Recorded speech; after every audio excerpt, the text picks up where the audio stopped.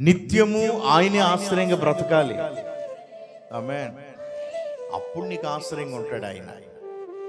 హల్లెలూయా.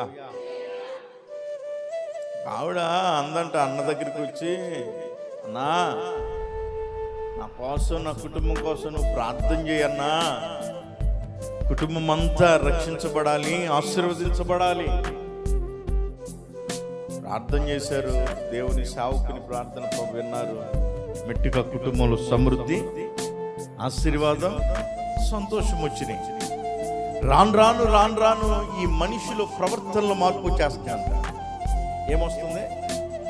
ఏమ్మా ఏంటి అని అంటే, మీరంటే సేవకని ఉన్నారండి, మీకంటే ఖాళీ ఉంటుంది, మాకు ఎక్కడ ఖాళీ ఉంటుంది? ఏమ్మా ఇదే మాట కొన్ని సంవత్సరాల క్రితం లేదు. ఎందుకని అంటే, ఇది వరకు మేము దీవించబడాలా, ఇప్పుడు మేమేమయ్యాము? ఎందుకని మాట మారుతుందో? దేవుడు వాక్యం అంటుంది, నమ్ముకున్న వానికి ఆయన ఆశ్రయం. మనుషుడు వెక్కిరించబడతాడు కానీ దేవుడు ఎప్పుడు కూడా వెక్కిరించబడడు.